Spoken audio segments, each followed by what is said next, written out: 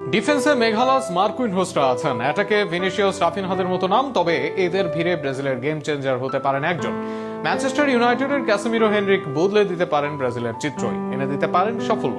অন্তত Carlo Ancelotti জানেন তাকে টেকনিক্যালি ব্যবহার করতে হয় ঠিক কিভাবে। সেই বিশ্লেষণ নিয়েই থাকছে প্রতিবেদন।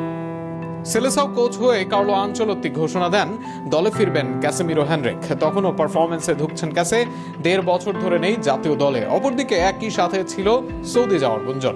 তখনও দল নিয়ে কোনো বার্তা দেননি আনচেলত্তি, তবে সরাসরি জানিয়ে দেন ক্যাসেমিরোকে ডাকছেন তিনি।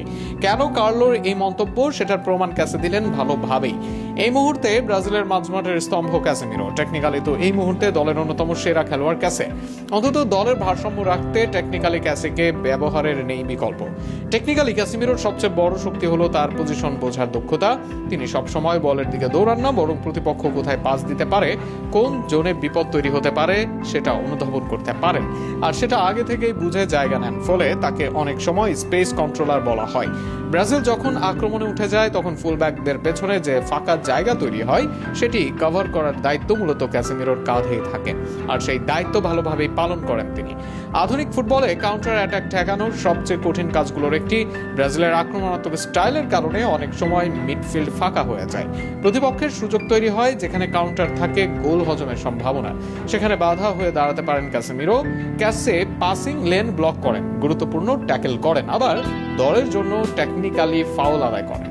2018 সালে ক্যাসের না থাকা এই পজিশনে করে দেয় ব্যবধান, যেখানে কেভিন ডি ব্রুইনার রান আটকাতে ব্যর্থ হওয়ায় গোল হজম করে বিদায় নিতে হয় ব্রাজিলকে। ক্যাসেমিরোর গতি নেই, পাসিংটাও এলিট নয়, তবে এরপরেও বিল্ড আপে রাখেন ভূমিকা। ছোট ছোট পাস দেন, পাসিং লেন ব্যবহার করেন, ভাঙতে পারেন প্রেস। ফলে সহজেই ডিফেন্স ও আক্রমণের মাঝে হয়ে যায় সেতুবন্ধন, যা খেলার ধরনে রাখে ভারসাম্য। বিশ্বকাপ জিততে ব্রাজিলের শুধু তারকা খচিত আক্রমণই যথেষ্ট নয়, তাদের দরকার এমন একজন মিডফিল্ড জেনারেল যিনি ম্যাচের গতি নিয়ন্ত্রণ করবেন, ভারসাম্য রাখবেন এবং সংকটের মুহূর্তে দলকে স্থির রাখবেন। আর সেই ভূমিকায় ক্যাসেমিরো এখনো ব্রাজিলের সবচেয়ে নির্ভরযোগ্য অস্ত্র। কার্লো আনচেলত্তি যদি তাকে পূর্ণ ব্যবহার করতে পারেন, তাহলে আগামী বিশ্বকাপে ব্রাজিলের আসল ট্র্যাম্প কার্ড হবেন এই মিডফিল্ড যোদ্ধাই।